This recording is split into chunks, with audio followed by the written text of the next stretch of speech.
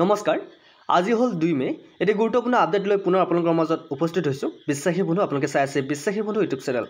বৰ্তমান এডিআৰ পৰীক্ষা অনুষ্ঠিত হৈ গল এতিয়া অনুষ্ঠিত হ'ব এডিআৰ ভাইভা আৰু স্কিল টেষ্ট বহুতো ল'ৰা ছোৱালীৰ মাজত মনত এটা ভয়ৰ ভাৱ সৃষ্টি হৈছে কিয়নো তেওঁলোকে নাজানে যে মোৰ স্কিল টেষ্ট হ'ব নে ভাইভা হ'ব সকলো আপোনালোকে এইটো ভিডিঅ'ত গম পাব বিশেষকৈ আইটিআৰ ষ্টুডেণ্টবোৰে গম নাপায় যে ভাইভা হ'ব নে স্কিল হ'ব এই ভিডিঅ'টোত আপোনালোকে এক্সপিৰিয়েঞ্চ সৈতে মই আপোনালোকৰ এই তথ্য লৈ আহিছোঁ যেহেতু আগতে এডিআৰ এক্সাম হৈ গৈছে আগতে ভাইভা আৰু স্কিল টেষ্ট হৈ গৈছে গতিকে আইটিআৰ ষ্টুডেণ্টবোৰে আগতে কি দিছিল ভাইভা দিছিল নে স্কিল টেষ্ট দিছিল বা কেনেকুৱা ধৰণৰ কুৱেশ্যন সুধিব পাৰে সবিশেষ আপোনালোকে এই ভিডিঅ'টোত গম পাব যদিহে আপোনালোকে আমাৰ বিশ্বাসী বন্ধু চেনেলত আজি প্ৰথমবাৰ নতুন আহিছে এই ভিডিঅ'টো আপোনালোকৰ কাৰণে উপযোগী বুলি ভাবে তেনেহ'লে চেনেলটো ছাবস্ক্ৰাইব কৰি থৈ দিব বিশ্বাসী বন্ধুৰ জৰিয়তে আপোনালোকে স্কিল টেষ্ট আৰু ভাইভাৰ কাৰণে আপোনালোকে প্ৰিপেৰেশ্যন চলাব পাৰে ঠিক আছে প্ৰথম কথা হ'ল এডিআৰ কেনেকুৱা ধৰণৰ আপোনাৰ এক্সামিনেশ্যনটো প্ৰচেছটো কেনেকুৱা প্ৰথমতে এডিআৰ ৰিটেন এক্সামিনেশ্যন হয় ঠিক আছে ৰিটেনৰ পিছত এডিআৰ প্ৰেক্টিকেল বা ভাইভা হয় এতিয়া ভাইভা আৰু প্ৰেক্টিকেলৰ মাজত এটা ডিফাৰেন্স আছে স্কিল টেষ্টৰ মাজত এটা ডিফাৰেন্স আছে মই কৈ দিছোঁ স্কিল টেষ্ট কোনসকল ষ্টুডেণ্টৰ মাজত হয় যিসকল গেট 3 এপ্লাই কৰিছে ঠিক আছে আৰু গেট 4 সকলৰ মাজত ভাইভা হয় কিন্তু যিসকলে গেট 3 এপ্লাই কৰিছে তেওঁলোককো ভাইভাত নিব পাৰে ঠিক আছে সো ইয়াতে মই আপোনালোকক এটা তথ্য দেখুৱাই দিওঁ এটা চাই লওক কি লিখি দিছে মই সম্পূৰ্ণ তথ্য লৈ আপোনালোকৰ মাজত আহিছোঁ যাতে আপোনালোকৰ এই ভয়টো দূৰ হৈ যায় আপোনালোকে ভালকৈ প্ৰিপেৰেশ্যন চলাব পাৰে এই কনফিউজনত নাথাকিব বিশ্বাসী বন্ধুৰ পৰা যে কোনোজন ষ্টুডেণ্টে যাতে কনফিউজনত থাকিব নালাগে ধুনীয়াকৈ চাকৰি এটা ল'ব লাগে ঠিক আছে ইয়াতে লিখি দিছে for the Assam direct recruitment exam ADR get 3 positions ITI Industrial Training Institute students are required to take a skill test as part of the selection process. The skill test follows a written exam and the final merit list is determined by combining score for the both stages. গতিকে skill test হ'ব তোমালোকৰ skill test কিহৰ ভিতৰত হ'ব হয়তো তোমালোকক practically কোনো এটা মেচিন বা কোনো এটা ধৰা হ'ল টেকনিকেলৰ কোৱেশ্যন সুধিব পাৰে যেটো তোমালোকৰ প্লেটফৰ্ম আছে যেটো আইটিআই ধৰা হ'ল সাধাৰণ তোমালোকক কিবা এটা অফিসতে কিবা এটা বেয়া হল তোমালোক কোৱেশ্যনটো এনেকুৱা ধৰণৰ খুদিব পাৰে তো অফিসতে যেটো ডিজিটো বেয়া হল তুমি ডিজিটো কেনেকৈ ঠিক কৰিবা বা লিফটৰ কিছুমান লিফটৰ কাম কৰে আইটিআই ষ্টুডেণ্টসকলে লিফটৰ কিবা কাম বেয়া হলে কেনেকৈ ঠিক কৰিবা সবিশেষ তোমালোকৰ ৰিটেন এক্সামিনেশ্যনো এটা হ'ব পাৰে ৰিটেন বুলি নহয় তোমালোকক ভাইভা টাইপৰ খুদিব পাৰে দুই এটা থিওৰি কোৱেশ্যন খুদিব পাৰে আৰু লগতে তোমালোকৰ প্ৰেক্টিকেল হ'ব ঠিক আছে আৰু এটা মই তথ্য তোমালোক দেখুৱাই দিছোঁ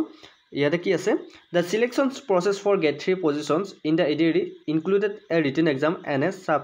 subsequent skill test ITI student who are eligible for certain get 3 positions must also undergo the skill test the skill test হ'ব তোমালোকৰ টেনচন হ'ব লগা নাগে ঠিক আছে সো এটা গম পালা যে তোমালোকৰ কি হ'ব স্কিল টেষ্ট হ'ব বহুতে ইয়াৰ ওপৰত ভিডিও বনাইছে যদিও সঠিক তথ্য কোনো দিব পৰা নাই ঠিক আছে অকল বিশ্বাসী বন্ধু তোমালোকৰ কাৰণে সঠিক তথ্য লৈ আহিছে তোমালোকে এই তথ্য তোমালোকৰ লাভ কৰিবা ইয়াতে আৰু এটা দিছে skill test purpose the skill test a design to evaluate the practical skill and knowledge of candidate particularly relevant to the specific job role গতিকে তোমালোকে যদি স্পেচিফিক জব ৰোলৰ কাৰণে এপ্লাই কৰিছে তোমালোকৰ সেই জব ৰোল বেচিছত তোমালোকৰ প্ৰেক্টিকেল স্কিল টেষ্ট হ'ব ঠিক আছে কি হ'ব প্ৰেক্টিকেল হ'ব মই এইমাত্ৰ ক'লো যে তোমালোকক কিবা এটা ধৰা হ'ল লিফটৰ ধৰা হ'ল কিবা এটা প্ৰব্লেম হৈ আছে তোমালোকক সেই প্ৰব্লেমটো ঠিক কৰিব লাগিব বা কোনো এটা তোমালোকৰ ডিজিৰ কিবা এটা প্ৰব্লেম হৈ আছে তোমালোকক প্ৰেক্টিকেলি এটা সৰু চাই ফল্ট এটা দেখুৱাই দিব তুমি সেই ফল্টটো ঠিক কৰিব লাগিব এনেকুৱা ধৰণৰ তোমালোকক সৰু সৰু ইস্যু দিব তোমালোকে যাৰ কাৰণে আগতীয়াকৈ প্ৰিপেৰেশ্যন হ'ব লাগিব তোমালোকেতো এইবিলাক জানাই হয় নে নহয় সো তোমালোকক থিওৰি কোৱেশ্যন বাকি থাকিল ভাইভা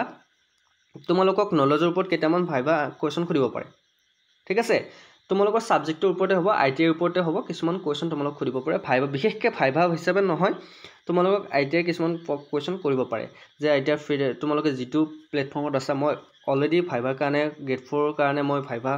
এডিআই 2.0 ক্লাছ কৰিছোঁ সো তোমালোকে ক্লাছ গিটা চাবা যে ভাইভা এক্সামৰ কেনেকৈ প্ৰিপেৰেশ্যন হয় তোমালোকে এটা কথা মন কৰিবা তোমালোকৰ ভাইভা নহয় তোমালোকৰ স্কিল টেষ্ট হ'ব ঠিক আছে তোমালোকৰ স্কিল টেষ্ট হ'ব কিন্তু থিওৰি কোৱেশ্যন তোমালোকে জানি ল'বা আৰু প্ৰেক্টিকেলো তোমালোকে পৰা সংখ্যক প্ৰেক্টিকেল তোমালোকক কৰিব দিবই হেতু 100% সিওৰ সো তোমালোকে প্ৰেক্টিকেলৰ কাৰণে সাজু হ'ব লাগিব ঠিক আছে বহুত ষ্টুডেণ্টে কি কৰে যে প্ৰেক্টিকেলৰ কাৰণে সাজু নহয় যি থিওৰি তেওঁলোকে জানে তেওঁলোকে পঢ়িছে বহুতো ল'ৰা ছোৱালী এনেকুৱা আছে যে প্ৰেক্টিকেল নকৰোতে থিওৰিখিনিয়ে তেখেতৰ মুখস্থ হৈছে কিন্তু এটা যদি ডাইৰেক্টলি কাম দিয়া হয় তেনেহলে কামটো কৰিব নোৱাৰে ঠিক আছে এই কথাটো মই কিয় কৈছো চাওক আপোনাক চৰকাৰী চাকৰিলৈ নিযুক্তি দিব ঠিক আছে আপোনাক কিহৰ কাৰণে নিযুক্তি দিব আইটিআই ষ্টুডেণ্ট কিহৰ কাৰণে নিযুক্তি দিয়ে কোৱাচোন আইটিআই ষ্টুডেণ্ট এজন কিহৰ কাৰণে নিযুক্তি দিয়া হয় ITI ষ্টুডেণ্ট এজন এইকাৰণে নিযুক্তি দিয়া হয় যে যিকোনো ধৰণৰ ফল্ট যদি আহে অফিচত সেই ITI ষ্টুডেণ্টজনে যাতে ঠিক কৰিব পাৰে ইলেক্ট্ৰিচিয়ানে হওক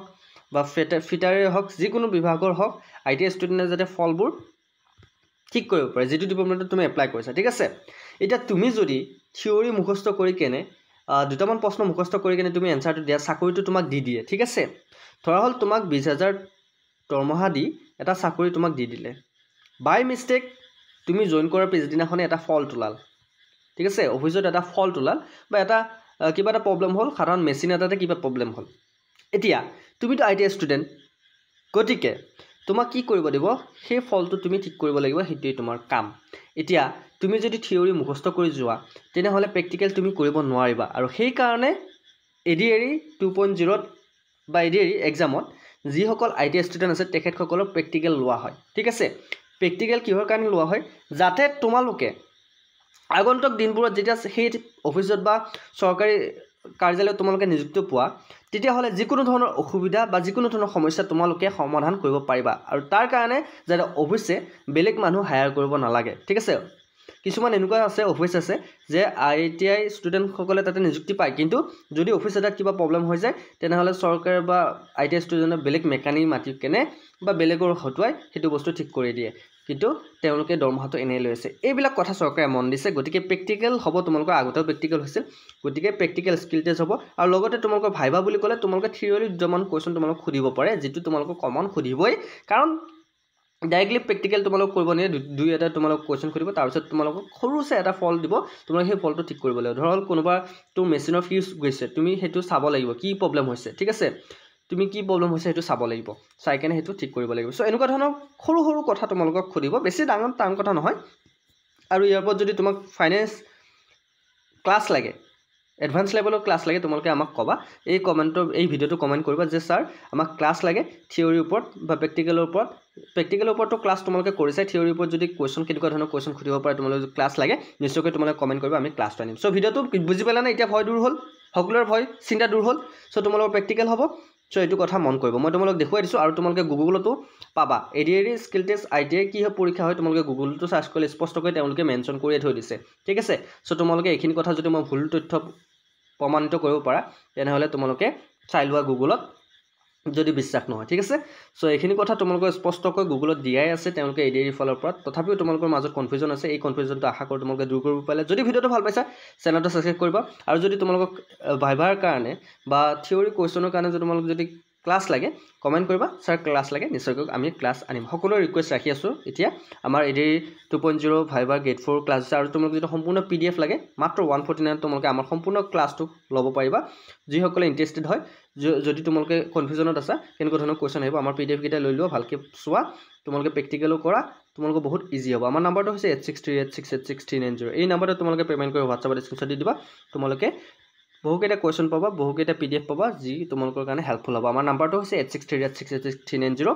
এই নাম্বাৰটো তোমালোকে গুগল পে ফোন পে দুটা আছে এই নাম্বাৰতে পেমেন্ট কৰি কিমান পেমেন্ট কৰিব লাগিব মাত্ৰ 149 रुपीस পেমেন্ট কৰি স্ক্ৰিনশ্বট দি দিবা তোমালোকে পাই যাবা সো আজিলৈ মানে অন্যটো ভিডিওত আকৌ লগ পোৱাৰ প্ৰতিশ্ৰুতি জয় হিন্দ জয় অসম